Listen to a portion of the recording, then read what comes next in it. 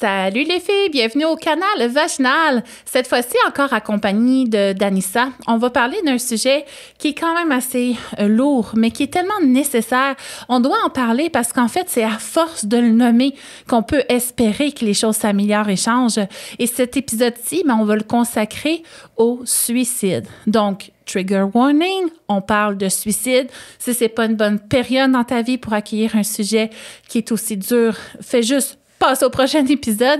Et si jamais tu as besoin d'aide en écoutant l'épisode, juste en dessous, on te met toutes les ressources nécessaires, autant spécifiquement pour les Autochtones que pour n'importe qui selon les régions.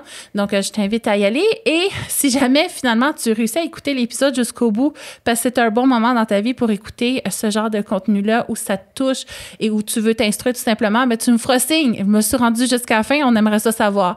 Donc, merci d'être à l'écoute du canal Vaginal. Je te souhaite une écoute chamboulante qui, je suis certaine, fera la différence dans ta vie et celle de tes proches. Bonne écoute à toi. Tous les jours, perceptiblement, religieusement, à l'insu des passants, je m'exerce. Non, ce n'est pas pour devenir un ninja. Non, ce n'est pas non plus un sport de combat. Tous les jours, les exercices pelviens. Danissa Régis-Labbé, merci d'être encore ici pour ce deuxième épisode qui va être encore une fois haut en couleur selon moi parce qu'on va parler d'un sujet chaud. Sujet chaud. On va parler de suicide. Parce que c'est quelque chose que tu as vécu plus d'une fois et de personnes très, très proches de toi. Ouais. Donc, tes deux sœurs, ta tante et récemment, un autre membre de ta communauté où cette fois-ci, c'est toi qui l'as retrouvé. Donc, c'est quand même, tu sais, je veux dire, moi, je pourrais pas te nommer quelqu'un que je connais qui s'est suicidé. Et toi, tu es capable de m'en nommer 4. Et sûrement plus. Bien, c'est-à-dire que, oui, moi, je suis capable d'en nommer 4, mais imagine tous les autres membres de ma communauté aussi, c'est pareil. Je veux dire, on a tous des proches, des amis qui ont passé à l'acte. On parle d'un taux de suicide 3 fois plus élevé dans nos communautés qu'à la moyenne nationale canadienne, par exemple. Donc, c'est sûr que c'est un fait, oui. C'est sûr qu'il y a beaucoup de choses aussi à comprendre encore une fois derrière tout ça. Puis moi, encore une fois, je suis capable aussi d'en parler, tu sais, je ne vais pas pleurer, je ne vais pas me mettre à... J'ai pardonné tout ça, j'ai fait les deuils, tous les deuils que j'ai dû vivre. Donc, je suis... T'es rendue prête à en parler. Oui, Puis pour toi, c'est important de nommer les choses sans cacher quoi que ce soit. Pourquoi? Bien, justement, c'est en brisant les tabous, en essayant de comprendre aussi. Tu sais, c'est pas pour expliquer, dire que c'est ça qui est arrivé. Mais je pense que c'est ça. Ou je pense que, tu sais, c'est un échange aussi parce que, je veux dire, tout le monde a son expérience. Tout le monde, tu sais, on le vit toute de façon différente, mais en échangeant sur le sujet avec d'autres personnes qui l'ont vécu, bien, on est capable de se faire une meilleure vue d'ensemble ou une meilleure idée aussi, ou juste de se libérer de ça aussi parce qu'on se garde beaucoup de choses à l'intérieur, des secrets qui nous rongent de l'intérieur. Puis je pense qu'en brisant ces tabous-là, ça apaise tellement. C'est important de briser. Ça permet de libérer. Puis ça, je vais le dire tout de suite, parce que ça va être écrit, toutes les ressources, si jamais tu te sens concerné par le sujet et que tu as besoin d'aide. En fait, il y a beaucoup d'aide. Et là, toi, tu vas me donner l'aide plus précisément par rapport aux Autochtones parce que tu as aussi contribué beaucoup aussi à la prévention du suicide dans ta communauté. Moi, je vais en parler un peu de façon générale aussi, là, les numéros de téléphone. Donc, si jamais c'est pas le bon moment pour toi d'écouter cet épisode-là où ça vient brasser des affaires qui sont difficiles à gérer seul. Parce que ça, c'est une fausse croyance, qu'on doit tout faire tout seul, puis ça part de nous tout seul. Ça, c'est la chose la plus violente qu'on nous a convaincus dans notre culture. Donc, c'est pas vrai, ça. Ça prend du monde autour de nous, puis il y a du monde qui sont là vraiment pour ça. Demander de l'aide, c'est difficile. Surtout pour les hommes, mais c'est tellement important. Dans n'importe quoi, tu as besoin d'aide pour quelque chose, mais le suicide aussi. Se garder des choses à l'intérieur, on peut pas gérer tout seul, là, surtout non, quand on est... ça, c'est une belle bullshit qui fait bien du tort. Est-ce que ça te tenterait de nous parler de l'histoire de tes sœurs? Parce que je pense qu'il y a beaucoup de préjugés, puis les gens veulent pas être méchants, mais entourant les raisons d'un suicide ou les conditions dans lesquelles ça se passe. Puis en même temps, tu sais, j'avais parlé à un psychologue de cet effet-là. Tu sais, souvent, il y a un drame qui se produit, par exemple, on le voit dans le journal, puis tout le monde essaye de dire qu'eux autres, ça leur aurait jamais arrivé. Une fois, il y avait une famille qui avait mis la chaise du bébé, tu sais, les petites chaises en tissu, là, qui vibrent sur le four, parce qu'il n'y avait plus de place, mais le four, il était ouvert. Puis ça a brûlé le bébé. Mais le bébé, il est vivant, mais je veux dire, c'est un gros drame. Oui. Puis tout le monde disait, moi, ça me serait jamais arrivé, blablabla. Tu sais, comme ils ont besoin de sentir qu'eux feraient jamais ça. Fait que là, on va essayer de dépasser ça, la gang, OK? Parce que ça peut toucher n'importe qui. Puis souvent, hein, c'est ce qu'on entend. Je l'ai pas vu venir ou avoir ça su. Paraissait pas, Ça paraissait pas, mais c'est pas nécessairement vrai non plus. Donc, on va essayer de s'ouvrir, gang, en écoutant aujourd'hui Danissa nous parler de son expérience, l'expérience de ses sœurs. On va essayer d'honorer ça aussi, hein, le partage que tu nous fais, mais aussi le vécu que ta communauté a eu.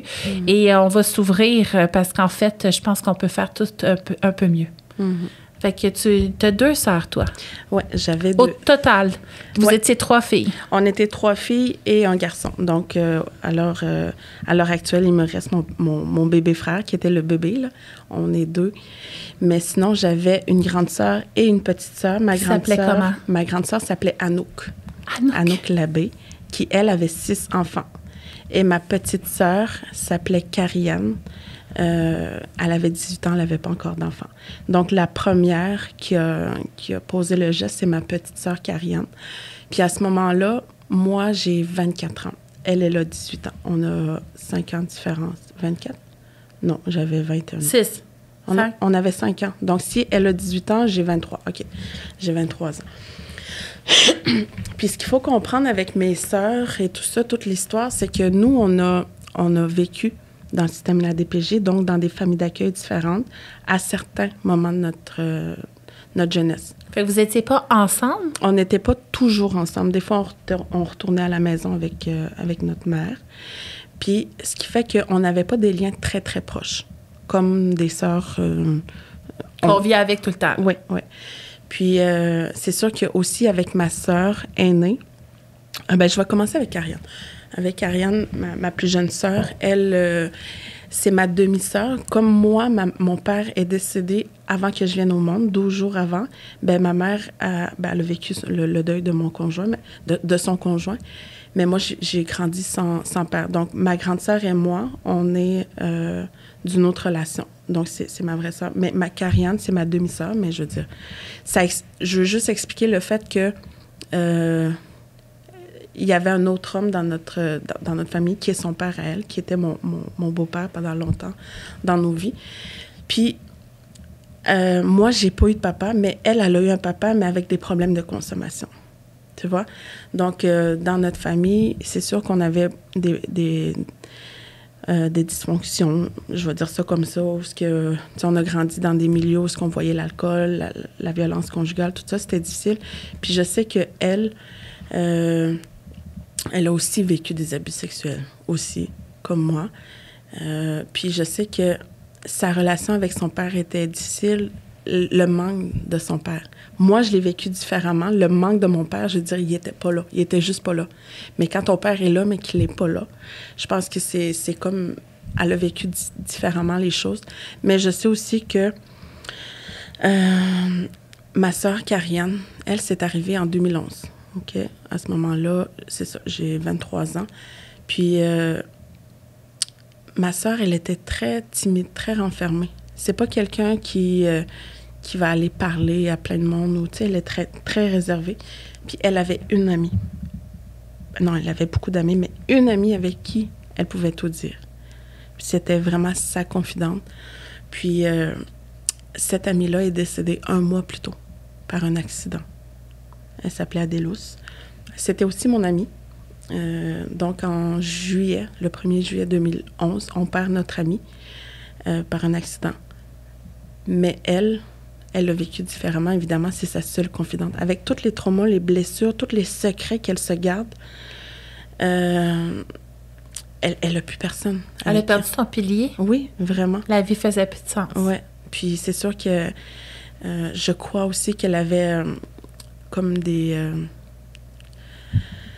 Ben c'est sûr qu'on consommait. Nous, on consommait dans le temps. C'est sûr, je pense qu'elle avait comme des signes aussi de dépression parce qu'elle était toujours dans sa chambre. Quand on sortait pas, elle était toujours dans sa chambre.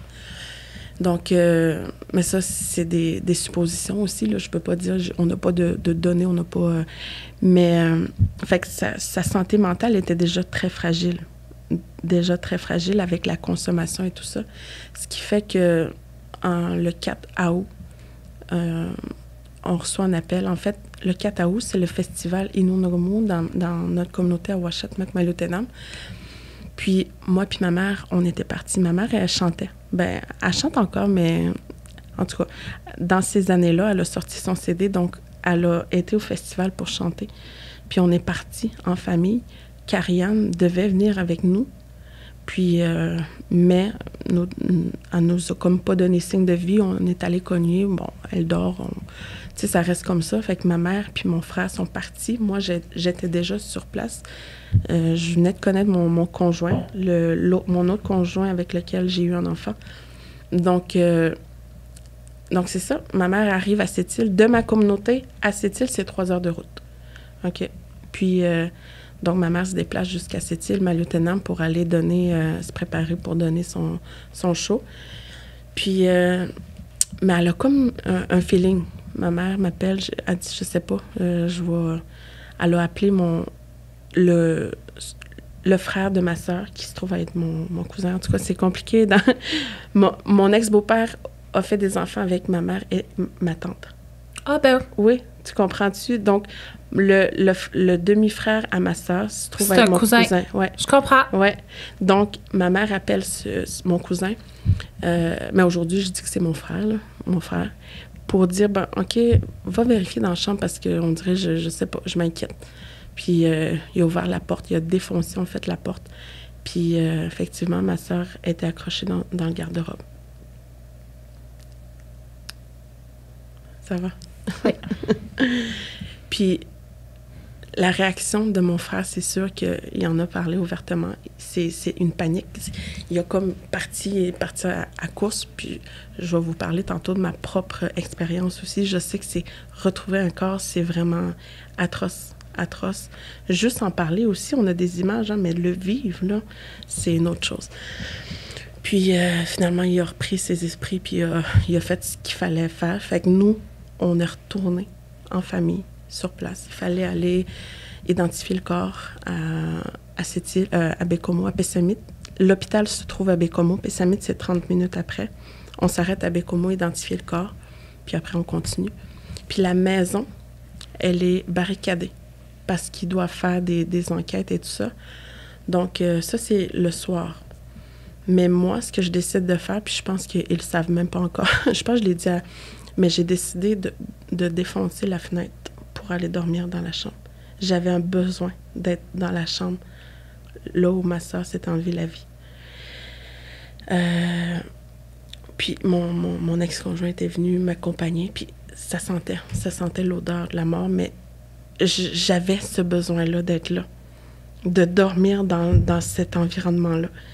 Ça m'a fait du bien, vraiment, vraiment du bien. J'ai trouvé des messages sur son ordinateur, 2 lettres qui s'adressaient, une à son ami et l'autre à la famille en général, mais beaucoup aussi à son père.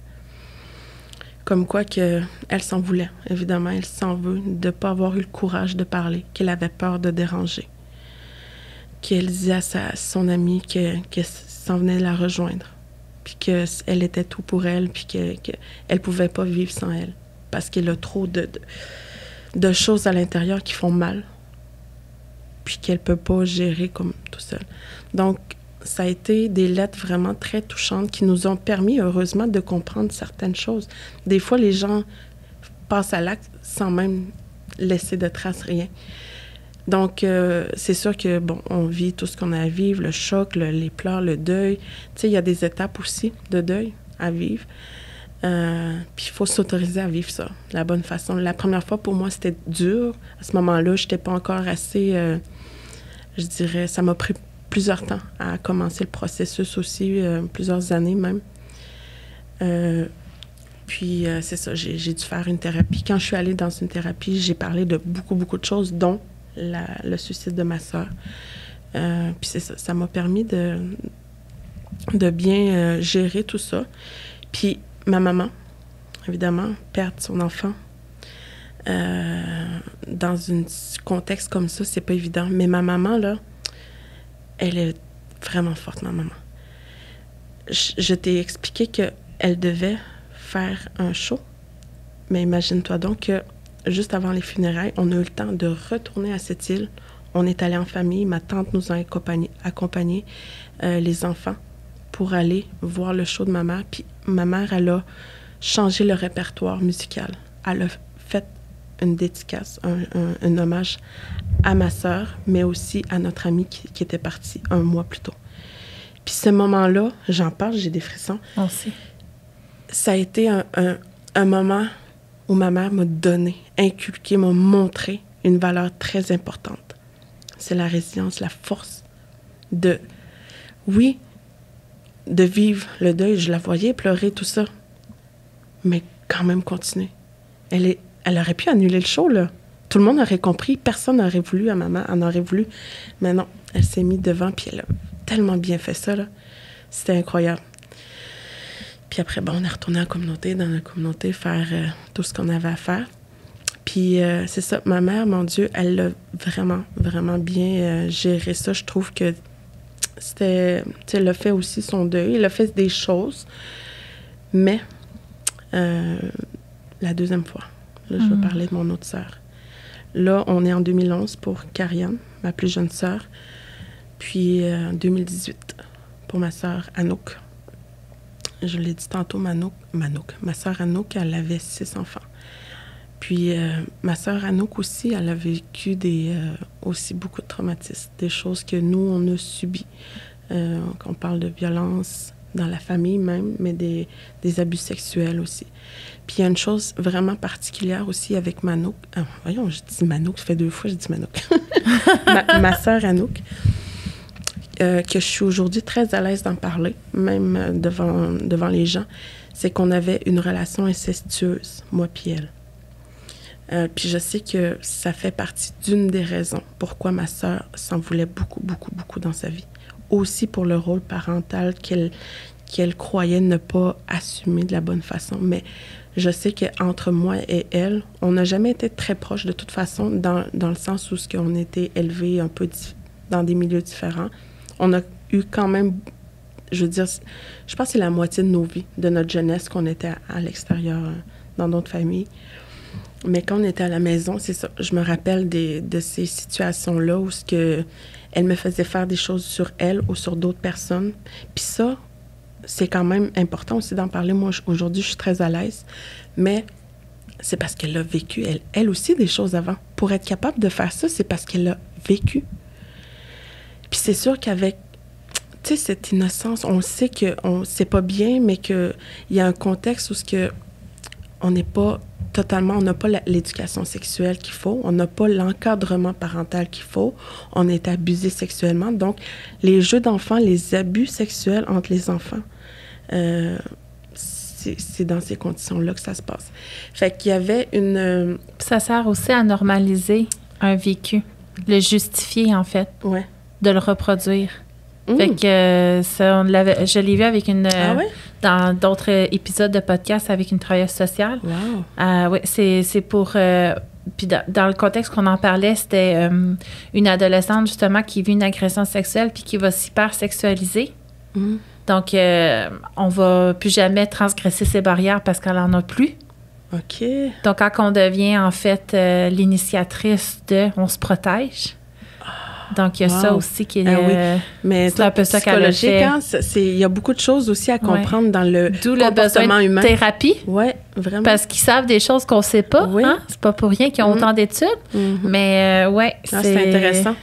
Fait qu'elle est venue justifier un peu ou se protéger. Oui. Fait que c'est ça. En grandissant, c'est sûr qu'on consommait encore. Moi, dans le temps 2011, en fait, c'est arrivé le 23 juillet. Non, le 20 juillet, pardon. Moi, j'arrête, ma deuxième vie commence le 18 juin. Non, mon Dieu, je suis vraiment mêlée. C'était en 2011. C'était avec mon autre sœur. OK. Pardon, on coupera cette partie-là. On coupera cette partie-là. OK. Donc, on consommait en 2018. Attends. Ah, OK. Non. OK. C'est avec mon autre sœur. C'est mêlant, pareil, parce que, tu sais, on était quand même... On avait une dynamique de familiale, quand même. Je veux dire, on dit-tu fraternité? Fratrie? Oui. En tout cas, on avait quand même cette dynamique-là, où on a nos histoires ensemble, nos trois et tout ça, mais des fois, je mêle les histoires, OK. Donc, en 2018, ce qui arrive, c'est ça. Ma sœur est dans une relation quand même avec... elle a eu 6 enfants, comme je le disais. Elle a eu 4 avec un premier conjoint et 2 avec son deuxième conjoint. Puis, je sais que la dynamique était quand même compliquée, dans le sens où il y avait la consommation, oui, il y avait le fait que c'était une relation malsaine à la base, puis avec les enfants et tout, mais je crois que ma sœur, elle a fait beaucoup d'efforts dans son rôle parental, malgré l'absence de modèle. Moi, je l'admirais beaucoup pour ce qu'elle faisait avec ses 6 enfants. La maison, beaucoup de rénovations en arrière. Il y avait la piscine, il y avait tout ce qu'il fallait pour, justement, stimuler les enfants.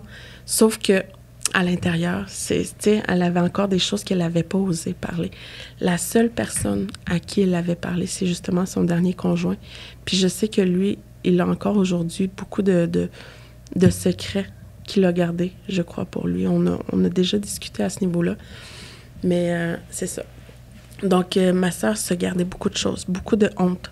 Quand je parle de la relation incestueuse qu'on a eue, mais aussi des autres choses qu'elle a pu vivre dans sa vie.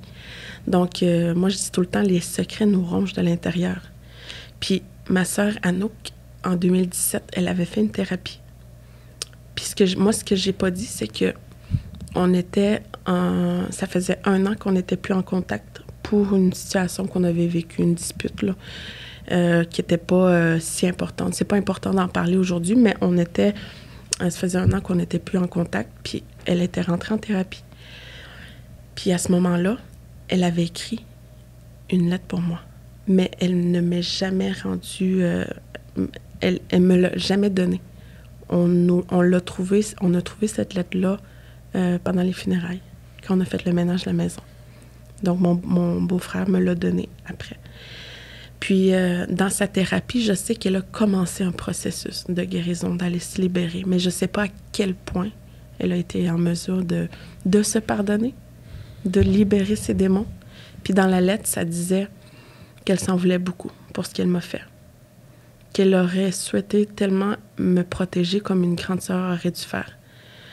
Elle a écrit que le karma fait bien les choses parce que j'étais déjà rendue à l'université, j'avais commencé à faire des choses, je commençais à m'accomplir tranquillement. Puis elle disait que le karma fait bien les choses parce que moi, j'étais en train de rayonner, de devenir une belle grande femme, tandis qu'elle est encore là à se battre contre ses démons à elle. Puis elle disait qu'elle m'aimait, tu sais, c'était une demande de lettre de pardon, mais elle n'a jamais eu le courage de me la donner. Puis elle m'a offert, par exemple, pendant sa thérapie, la sauge. Elle m'avait fait un cadeau quand même pour justement recommencer à créer le contact parce qu'on n'était plus en contact. Donc, c'était quand même quelque chose d'important, cette lettre-là, quand je l'ai reçue. Ça m'a permis... Tu sais, moi, j'en ai jamais voulu à elle. Si j'avais eu l'occasion de lui parler, c'est ce que je lui aurais dit. Écoute, Anouk, je t'en ai jamais voulu, tu étais ma sœur. Oui, je sais que c'est pas normal ce qu'on a fait, ce qu'on a vécu.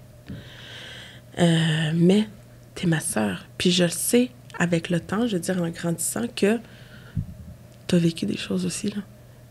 Ah, c'est pas inventé, ce comportement-là, tout seul? Non. C'est sûr que quand j'étais jeune, je pouvais pas comprendre ça. Ah non, t'étais un bébé aussi. Je comprenais que c'était pas bien, mais écoute, on est dans cette dynamique-là. Fait que moi, j'en ai jamais voulu à ma sœur. Mais c'est vrai que quand j'ai reçu la lettre, ça m'a quand même permis de mieux vivre la chose aussi, de comprendre que elle en avait gros sur le cœur. Il y avait beaucoup de choses avec lesquelles elle est partie. Puis c'était trop douloureux pour elle de continuer à jeun. Parce que c'est ça aussi. Tu sais, l'alcool, la drogue, ça vient noyer, ça vient geler les émotions qui sont trop négatives, les traumas qui sont pas traités, les blessures d'abandon et tout ça qui sont pas traitées. Ou ça fait mal. Moi, je le sais, là. Moi, c'est pour ça que je me suis vraiment donnée quand j'ai arrêté de consommer. Oh, mon Dieu, j'étais pas bien, là. Fait qu'il a fallu beaucoup de travail pour aller libérer ces blessures-là que j'avais à l'intérieur. Donc, ma sœur, je sais que dans son cas aussi, c'était pas facile, ce qu'elle a... Puis je pense que, tu sais, dans les deux cas, je vais le dire parce que j'ai oublié de le dire, les deux se sont enlevés la vie par pendaison. Puis, tu sais, il y a, je veux dire, il y a tellement de façons aussi de le faire, mais je pense que la pendaison, comment... Bon, je sais pas si on va mettre ça dans le podcast, dans l'enregistrement, mais la façon que nous, on l'a retrouvée, ma sœur était à moitié assise. Ça veut dire qu'à n'importe quel moment, elle aurait pu se sauver. C'est sûr qu'elle était... elle avait beaucoup consommé, elle avait pris des pilules, qui fait qu'elle n'était pas dans elle n'était pas toute là. Puis elle a pris la ceinture pour accrocher à la porte. Mais elle était comme à... En tout cas, c'est une scène horrible de raconter ça comme ça. Moi, je suis à l'aise. Mais c'est juste pour dire que quand tu es tellement démuni, quand tu es tellement en détresse, tu te laisses aller dans cette prise de décision parce que tu as décidé, tu as réfléchi pendant longtemps. Il y a des fois où OK, la vie te montre autre chose, finalement, ben ça marche pas, ça fonctionne pas. Puis, tu sais, il y aurait tellement de choses à dire, mais c'est vrai que moi, j'étais pas là aussi avec elle. Moi, c'est ce que je pense, c'est comme ça que je le vois, c'est comme ça que je l'aime. J'aime aussi imaginer la chose, mais c'était son choix aussi. Donc, j'ai accepté tout ça. Mais ma maman, encore une fois, ma maman, cette fois-ci, ma maman, c'était très difficile. En fait, je crois que qu'est-ce qui est arrivé, c'est que c'est comme si le suicide l'avait frappée 2 fois en même temps. Elle avait complètement comme perdu la carte. Les prises de décision dans les funérailles, tout ça, on lui parlait, elle était juste plus là. Elle dit non, moi, faites-les, moi puis ma tante. C'était trop dur pour elle. Elle avait trop... je sais pas, c'était 2 fois plus pire, dans le fond. Ça vient... fait que ma maman, elle a été par la suite traitée aussi pour une dépression et tout ça. Ça a été difficile au niveau de sa santé mentale. Mais encore une fois, ma maman, c'est une femme qui m'a transmis tellement des belles valeurs, la résilience beaucoup. Aujourd'hui, elle je veux dire, oui, on a vécu tout ça dans des drames familiaux, mais aujourd'hui, ma mère, c'est vraiment quelqu'un qui est là pour nous, pour les enfants, pour ses petits-enfants. Elle fait tout. En fait, elle travaille pour ses petits-enfants. Là, elle a rénové la maison. L'autre fois, elle a acheté un skidoo 4 roues. On n'en fait même pas du fait été, là. C'est pour nous, c'est pour les enfants. Puis une roulotte, tu sais. Puis elle veut juste, je pense, faire en sorte que nous, on soit bien aussi. C'est les valeurs que ma maman me... Il aurait fallu qu'elle soit là avec nous aujourd'hui pour qu'elle nous partage... ouais. Du point de vue d'une mère, ça doit être elle a déjà fait effroyable. Elle a déjà fait une prise de parole pendant la semaine, justement, de la prévention du suicide, je pense en 2020, qui avait été invitée. Puis c'était inspirant. Je n'étais pas là, mais ça a l'air que c'était bien. Oui, c'est sûr que tu dois pas être tombée loin de l'arbre non plus, là. Hein? Il doit avoir un talent d'oratrice dans la famille. Fait que oui, du point de vue d'une maman, vivre ça doit être... c'est ça. Une autre situation Puis ses enfants, comment ils vont aujourd'hui? Ah, ça aussi, là, moi, je les trouve vraiment résilients, vraiment, parce que ça aurait pu être facile de c'est sûr que de virer tout croche, là, je vais dire ça comme ça, puis c'est sûr que c'est pas toujours facile. Aujourd'hui, les plus vieux ont 22, 21. Puis la plus jeune, je pense qu'elle a 7 ans, 8 ans aujourd'hui. Elle ne se souvient pas de sa maman. La dernière, elle a des des images, là, des photos, mais le deuxième plus vieux, lui, qui a aujourd'hui, je pense, 13 ans. Puis c'est ça, 22 ans. C'est sûr qu'ils ont certains défis quotidiens. Par exemple, je sais qu'il y en a une qui fait de l'anxiété aussi parce que le milieu dans lequel ils vivaient avant, c'est quand même assez difficile. Il y avait un contexte qui faisait qu'ils ont développé aussi leur trauma, des traumatismes intergénérationnels des pensionnats. Ça aussi, c'est important de comprendre que, tu sais, Anno, comme Karianne, c'est des victimes intergénérationnelles des pensionnats. C'est des douleurs qui nous ont été transmises puis qu'on transmet sans le vouloir. C'est comme, on fait pas exprès, là. Non, on fait pas exprès, puis... C'est inscrit dans les cellules, en fait. Ouais, ça, justement, c'est pas encore sorti, mais juste avant toi, c'est quelqu'un qui vient nous parler de ça. Wow, ça va faire une belle suite. C'est les traumas que nos parents vivent, même ta grand-mère, parce que notre grand-mère, elle a porté ta mère, puis toi, tu étais déjà dans ses ovaires. Mm-hmm. Fait que comment ça vient s'imprégner dans les cellules, il commence à avoir des études là-dessus. Fait que j'ai une professionnelle. C'est Laurie qui est venue nous en parler. Fait que... ça va faire une belle suite. Ça, en fait, oui, pour celles qui l'ont pas écouté, allez l'écouter, là, parce que tout est à découvrir là-dessus. Mm-hmm. Mais effectivement, on porte ces traumatismes-là, ça s'intègre dans les cellules, en fait. Mm. Fait que oui, est-ce que tes grands-parents ont vécu, c'est imprégné en dedans de toi. Ouais. Ça fait partie aussi de l'apprentissage. Hein, naturellement, les animaux, ils apprennent aussi comme ça. Là. C'est pas à chaque fois qu'ils se font mordre d'une jambe qu'ils se disent « OK, on fait attention la prochaine fois ». C'est comme... quand quelqu'un l'a vécu dans la famille, c'est imprégné en eux. Fait que c'est comme ça devient comme instinctif, là. Mm-hmm. Fait que, il y a pas mal de choses qui se développent comme ça. Mais, fait que là, ces enfants, en fait, c'était compliqué quand même, leur vie de famille. Ouais. Ils n'ont pas vécu la DPJ, eux? Oui, un petit peu. Fait qu'ils ont été en famille d'accueil parfois? Oui. Mais je pense que c'est plus les... attends. Ils ont-tu resté longtemps? Je pense que elle a quand même fait beaucoup d'efforts, ma soeur. Elle consommait pas à long... Ouais. Tu sais, elle a arrêté plusieurs fois, puis c'était vraiment... Elle était très courageuse, ma soeur, en vrai, là, pour vrai, là, de faire tout ce qu'elle a fait en tant que maman, malgré tout ce qu'elle portait à l'intérieur. Elle a fait vraiment de son mieux, là, avec ce qu'elle avait, son niveau de conscience aussi, son niveau de trauma, de tout ce qu'elle avait. Je pense que... Elle a avancé le plus qu'elle a pu. Oui, tout ce qu'elle a pu, c'est ça. Puis là, écoute, c'est déjà beaucoup, je veux dire, voir qu'on a une autre histoire à raconter, mais cette histoire-là, quand même, je pense que c'est important que tu la racontes aussi, là, l'homme de ta communauté, parce qu'en fait, ça a été ton point marquant qui fait que tu as pris des décisions dans ta carrière aussi. Oui. En fait... T'es-tu capable de retomber là-dedans? Me semble que c'est tellement deep. Non. T'es correct? Oui. OK. Je vais pas t'obliger, là. Non, moi, c'est... Avec le temps, j'ai développé la capacité à équilibrer mon émotionnel rationnel. Cette journée-là, je le savais. Je savais. J'ai su c'était quoi le message que je devais apprendre de cette leçon. C'est vrai, j'ai paniqué tout ça, mais tu sais, en tout cas, je sais pas comment expliquer, mais je suis correcte. Il s'appelait comment, cet homme? Jacques. On est mis Jacques. Il avait quel âge, lui? Mon Dieu, Jacques, 60aine d'années. Ah oui. Ouais, le monsieur Jacques, lui, c'est un Innu aussi de ma communauté qui travaillait à cette île. OK? Puis, moi, j'ai des logements, là, j'ai du locatif. Donc, son employeur, je sais qu'il y avait des problèmes conjugaux qui faisaient qu'il ne pouvait plus être chez sa madame. Puis, il s'est cherché une chambre.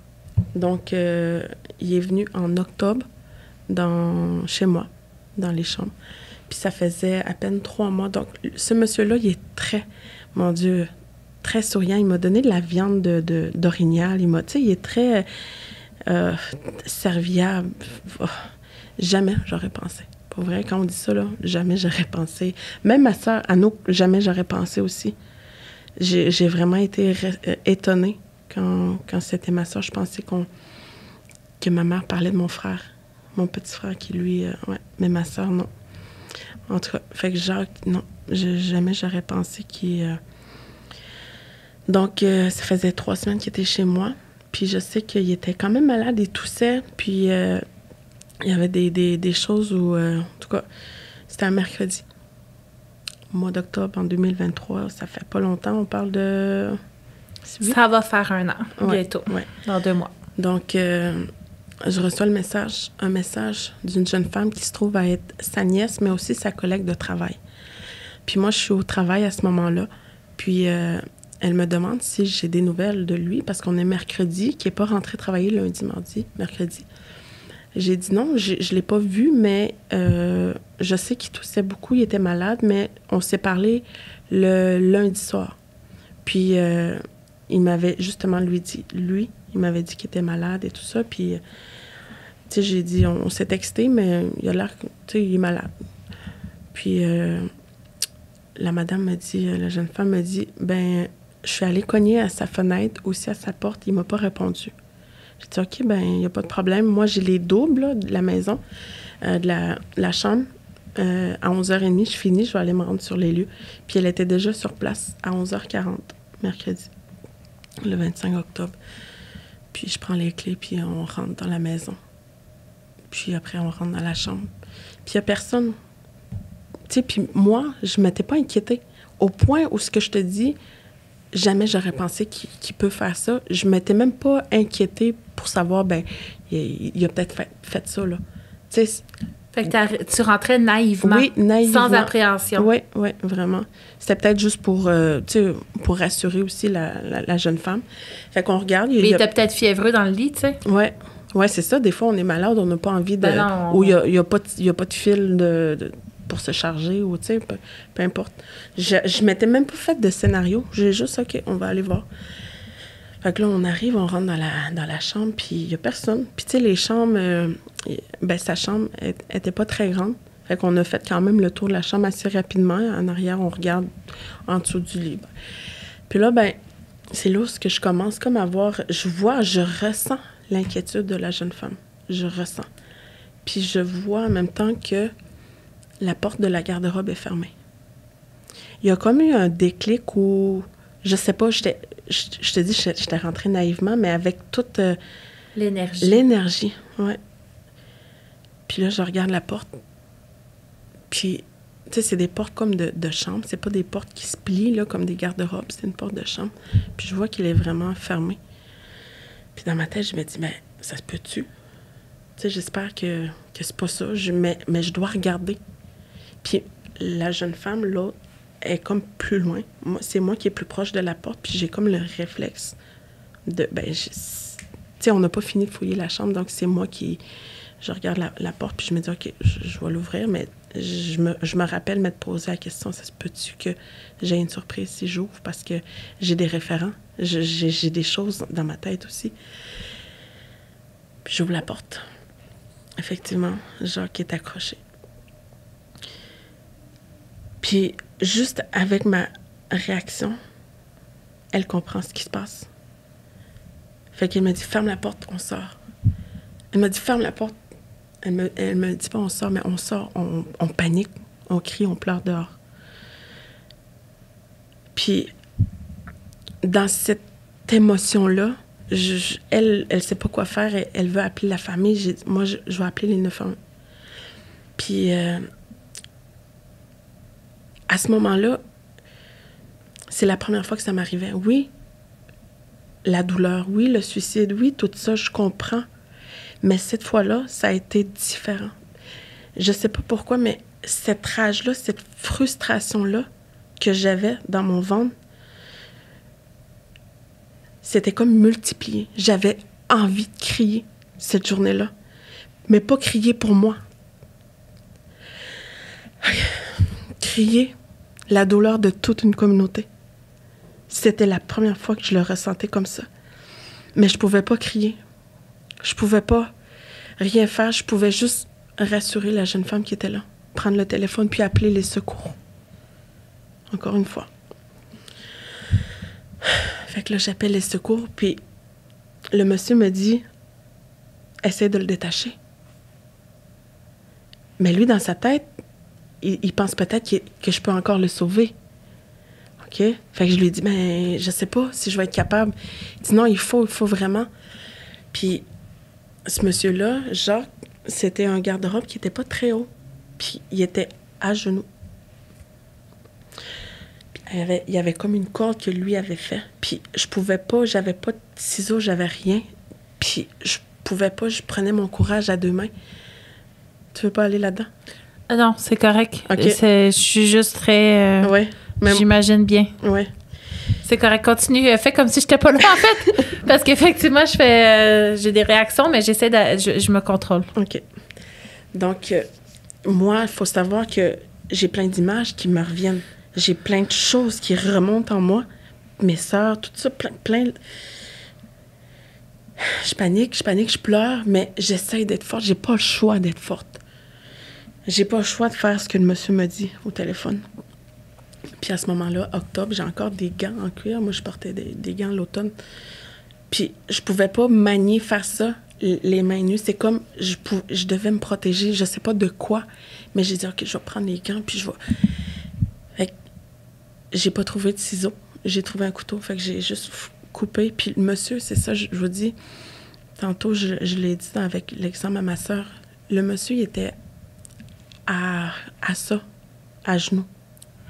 Ça veut dire qu'il s'est laissé aller. Il aurait pu n'importe comment. Le monsieur, il était pas alcoolique. Il buvait un peu, mais c'était pas... tu sais...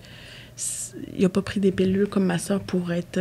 tu sais, ma soeur avait gobé beaucoup de pilules, qui fait que ça pourrait expliquer un peu le fait qu'elle était dans un... qu'elle avait perdu la carte, là, on va dire. Mais lui, non. C'était pas comme ça. Puis quand j'ai coupé... C'est atroce, là, excusez. Moi, c'est important pour moi de le dire comme c'est passé aussi. Je sais aussi qu'avec la famille, j'ai parlé aussi de tout ça, avec comment ça s'était passé. Mais moi, quand j'en parle, c'est important que je dise les choses comme ça pour mieux comprendre, tu vois.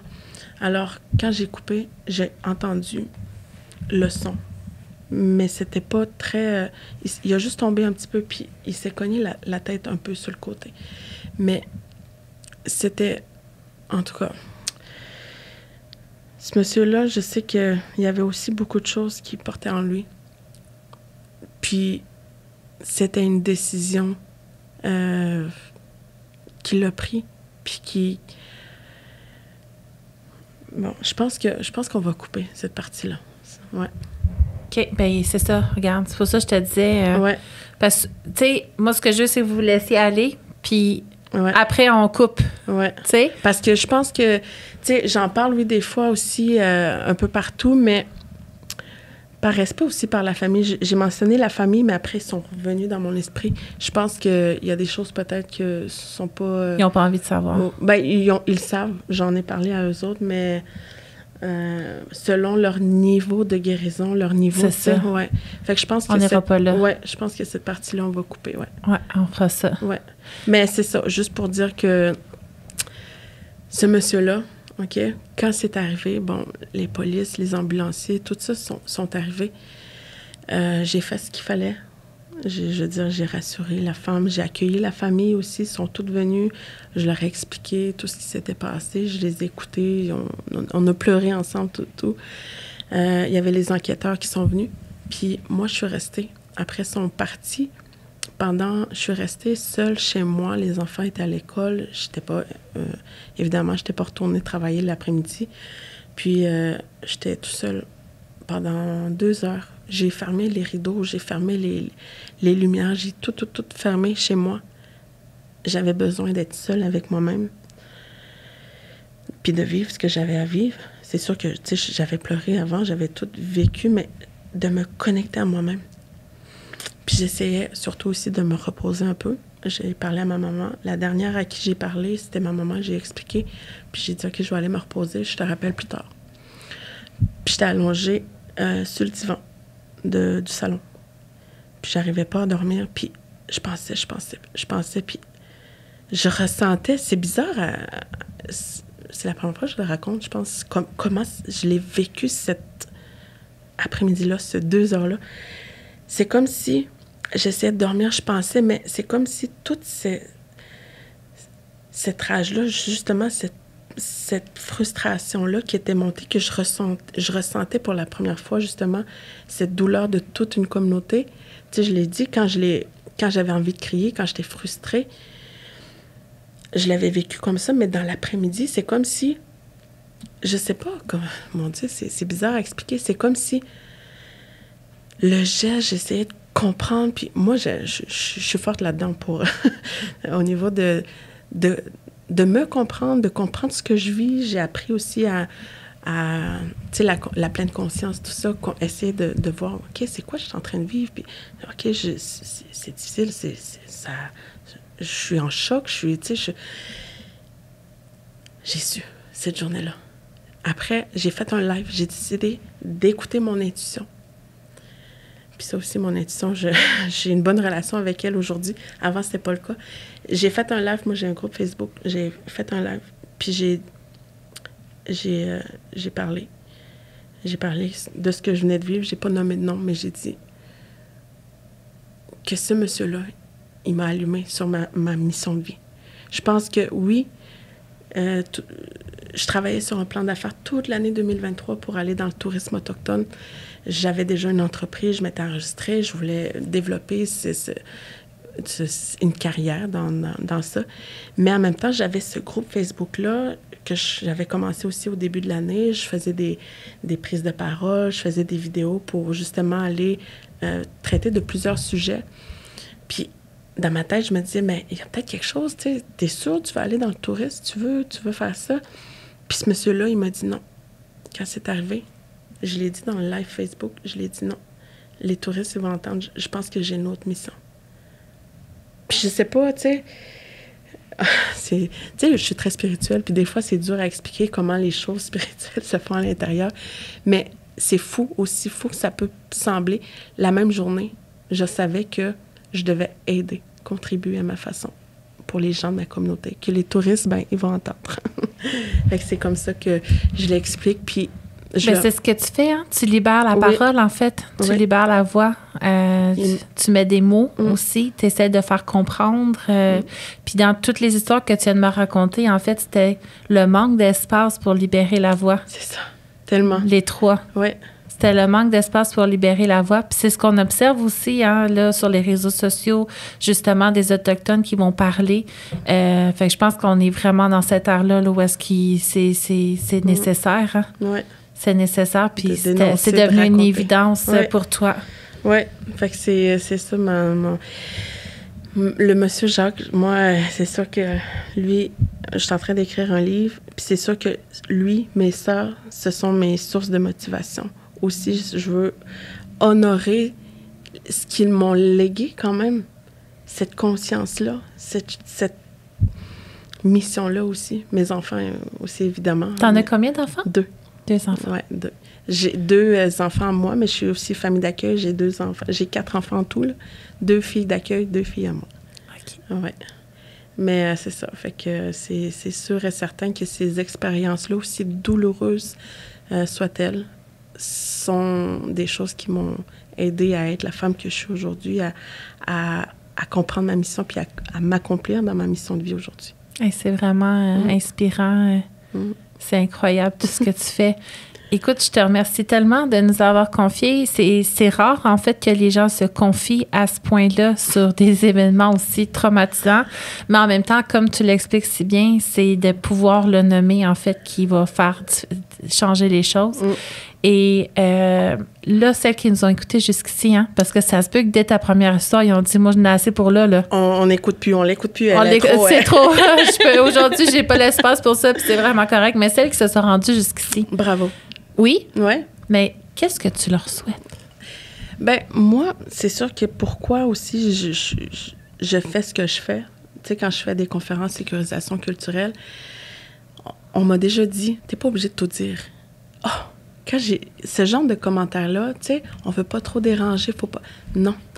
Faut que ça choque pour que les gens comprennent. Faut dire les vraies choses pour que les gens comprennent. Puis moi, créer des ponts de compréhension, c'est une de mes missions aussi. Donc, pour les personnes qui nous ont écoutés jusqu'ici, qui ont réussi à finir l'épisode, je leur dirais, ben merci d'être là encore jusqu'à la fin. Puis peut-être qu'ils ont mis stop ou ils ont mis pause, on va réécouter, mais c'est correct de pleurer. C'est correct aussi de ressentir toutes les émotions qu'ils ont pu ressentir. C'est désagréable. Oui. Puis on fait pas bouger les choses en disant, s'il vous plaît. Non. Faut brasser la main. Oui. Puis ça, on s'entend que c'est... Oui. c'est profond. C'est de la violence profonde, en fait. Oui.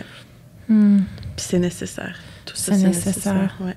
Bien, merci, les filles, d'avoir été jusque-là. Vous nous le direz, hein? Je suis restée jusqu'à la fin parce que je suis pas certaine qu'on va garder tout le monde jusqu'à la fin, mais honnêtement, cet épisode-là, je pense qu'il était nécessaire. Il était nécessaire pour briser un peu de préjudice qu'on peut avoir, tu sais, que les personnes qui vont passer à l'acte, en fait, c'est des gens qui sont profondément déprimés, démunis, qui sont mal entourés, que l'entourage n'est pas présent pour eux. Finalement, je pense que c'est plus compliqué que ça. Puis en fait, au-delà d'être nous-mêmes le pilier de quelqu'un pour l'aider à partager ses démons, je pense que c'est d'avoir nous-mêmes ce pilier-là. Puis oui, des fois, on peut faire des thérapies, puis c'est peut-être pas tout à fait le thérapeute qui était pour nous aussi, mais de se laisser la chance d'essayer, de le nommer, puis de faire des petites erreurs, puis finalement réessayer avec quelqu'un d'autre, puis on finit, tu sais, par trouver la bonne personne pour nous. Ah, ben moi, j'en ai fait aussi depuis ma reconstruction en 2011. Je veux dire, il a fallu que je traite tous mes traumas là, pour pardonner toutes les choses que j'ai pu vivre. Il a fallu que tu nommes assez souvent pour que là, tu sois capable de le nommer comme ça si ça n'a pas commencé de mais même. Avec là. beaucoup de personnes aussi. Oui. Il y a des gens que non, je le sentais pas, il n'y avait pas cette... Puis tu sais, surtout, faut savoir aussi dans nos communautés, des fois, par exemple, les psychiatres, les psychothérapeutes sont allochtones. Donc, ils viennent dans nos communautés, oui, avec cette bienveillance, mais ils n'ont peut-être pas toutes les... Fait que des fois, moi, une des questions que je posais, c'est quoi vos connaissances? C'est quoi? Avant de magasiner, je vais dire ça, là. Fait que de choisir vraiment la bonne personne, mais aussi, l'approche qu'on souhaite aussi. Moi, heureusement, j'ai fait une thérapie, mais une thérapie fermée, je veux dire, dans une maison, mais plusieurs spécialistes à qui je me suis... j'aurais donné mes bobos. Je me rappelle une fois, il y a une femme à Montréal, justement, j'habitais ici. Elle, je l'ai fait pleurer. Puis la fois d'après, j'ai dit, je suis désolée, mais on va arrêter ça là. Si vous pouvez me référer à quelqu'un d'autre, parce que j'ai besoin justement de quelqu'un qui peut vraiment m'accompagner. Je veux pas, tu sais... la protéger, elle, en fait. Tu veux pouvoir dire les choses sans avoir peur que l'autre. Tu sais, tantôt, je l'ai dit. C'est pour ça, tantôt, hein, quand j'ai réagi, tu t'es dit, faut-tu que je m'arrête? Là, j'ai fait, non, arrête-toi pas. Alors que moi, ce que j'avais besoin, ça faisait tellement mal, ce que j'avais à l'intérieur de moi, quand j'étais à jeun, que j'avais juste besoin de... C'était ça, mon moteur interne, c'est que d'aller enlever cette souffrance-là. Puis vite, rapidement, moi, j'étais très assidue dans mes rencontres. À chaque fois que je déménageais, j'ai fait Montréal, j'ai fait Pessamit avant, Montréal, Odanak, après ça, Chicoutimi. La première chose que je faisais quand je déménageais dans un nouvel endroit, c'est de chercher de l'aide appropriée, comme je voulais, avec l'approche que je voulais. Mais j'étais très assidue à toutes les semaines, j'y allais parce que c'était trop douloureux. Sinon, non, c'est ça. Tu aurais recommencé à consommer, en fait. Puis ce processus-là, tu l'as-tu fait en étant maman? J'ai commencé avant d'être maman, mais je suis rapidement tombée enceinte. Je pense que ça a pris 4 mois. Fait que quand tu as commencé ton processus... Quand j'ai décidé de me reprendre en main, quand j'ai réalisé que j'avais juste une seule vie, on était au mois de juin. Puis je suis tombée enceinte au mois de novembre. Puis je pense que, moi, je le dis tout le temps, là, ma grossesse, ma fille, Chaniane, cette responsabilité... Comment qu'elle s'appelle? Chaniane. Ah, c'est bon. Cette responsabilité qui venait avec cette grossesse-là m'a permis de me dire, OK, là, j'avais compris en juin que là, t'as juste une seule vie, Danissa, là. T'es en train de la gâcher, mais là, tu vas devenir maman, là. Fait que, tu sais, ça a été aussi un des moteurs de ma motivation de ma reconstruction, justement, de dire que je veux briser le cercle des traumatismes intergénérationnels. Notre premier, c'est souvent... moi aussi, c'est ce que j'ai vécu. Ça nous remet en face nos traumas, en fait. Puis là, on a une décision à prendre. Je les reproduis ou je les arrête. C'est ça. Soit on fait exactement pareil ou on fait vraiment l'inverse. C'est extrême. Puis nos enfants sont plus modérés que nous. Ben on n'a pas pu. on évolue, heureusement. Je lui ai dit aujourd'hui, t'es chanceuse quand même. Tu sais, t'as beaucoup de ressources. Puis aussi... Fait que elle a 12 ans, elle vient d'avoir 12 ans, je lui parle beaucoup, beaucoup. Nos vieilles ont le même âge. C'est vrai? Oui! Oh! 24 décembre 2011, ta naissance, moi. Ah, c'est 23 juillet 2011. Ouais. Ah, oui. 2012? Toi, 12, moi, 11. Ouais, Mais elle a ok. 12 ans aussi. Ouais, Pareil. ouais. Fait que, Ah, en tout cas, c'est beau. Je suis contente, tu sais, je veux dire, c'est important d'en parler, mais même à nos enfants, elle sait des choses aussi. faut pas leur cacher, hein? Non. Parce qu'au contraire, ils ressentent les choses. Puis là, je veux dire, je suis pas psychoéducatrice non plus, là, mais ils ressentent les choses. Puis je pense que ce qu'ils s'imaginent, ça va être pire. Puis ils n'ont pas la même notion que nous non plus, hein? Ouais, on veut. Pour la mort. Fait que. Ben moi, ce que je lui ai dit à ce moment-là, elle avait quel âge? Elle avait 7 ans, je pense, pour Anouk. Parce que pour Karianne, elle n'était pas là. Elle n'était pas encore de ce monde. Mais pour Anouk, elle avait 7 ans. Puis elle m'a demandé comment ça est morte. Tu sais. Elle avait des bobos dans le cœur. À 7 ans, tu sais, il y a un niveau de langage, mais aujourd'hui, elle le sait. Là. Aujourd'hui, elle le sait. Je l'ai même invitée à une des conférences que je faisais en ligne. Je veux qu'elle comprenne, tu sais, qu'elle est en âge aussi de comprendre beaucoup de choses. À 12 ans, oui. Oui. Puis c'est sûr que je suis toujours là pour elle aussi. Là. C'est parce qu'elle porte aussi, hein?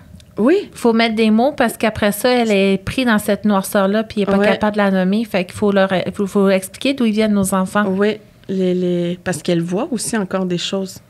Elle voit des choses dans La communauté. Oui.